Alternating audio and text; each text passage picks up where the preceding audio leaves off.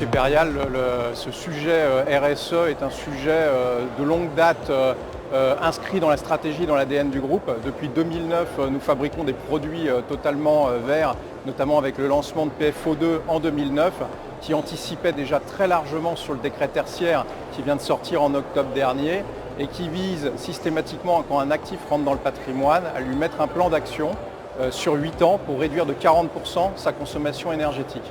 À travers ce sujet-là, il y a toute une palette d'actions qu'on va mettre en place pendant la durée de vie de l'actif, que ce soit avec le locataire en place, à travers des comités verts, à travers des annexes environnementales, et après, au fur et à mesure des changements de locataires, en remettant des capex dans les actifs immobiliers, en les reverdissant pour qu'ils soient systématiquement au top du marché en matière RSE.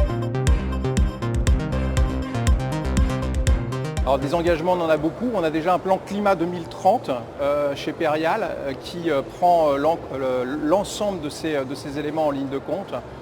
Tout d'abord, ne sélectionner que des actifs qui répondent à nos critères E, S et G dans une optique de labellisation ISR de ces fonds. Donc soit ils sont immédiatement verts, soit on met à l'investissement un plan d'action pour les verdir. Ensuite, un vrai travail avec nos clients en place pour optimiser ces actifs et les amener jusqu'à un niveau de décarbonation avancé. Ça passe par des actions de réduction de consommation énergétique, ça passe par des achats d'énergie verte. On achète par exemple l'énergie de nos parties communes directement, énergie solaire et éolienne certifiée en Europe. Ça passe par des actions concrètes d'optimisation de nos travaux, en utilisant des matériaux biosourcés, en réutilisant au maximum les déchets de déconstruction sur nos actifs immobiliers et en ayant des actions qui peuvent aller sur certains fonds jusqu'à la compensation et la décarbonation complète de nos actifs.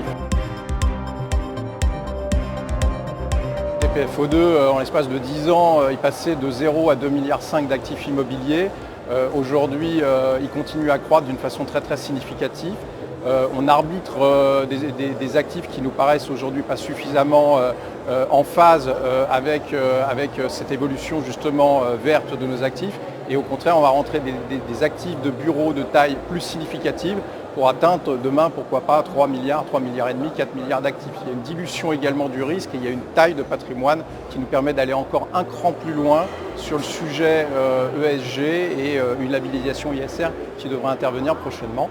Nous sommes fiers de pouvoir proposer aux clients d'LCL ce produit qu'on travaille depuis plus d'une dizaine d'années.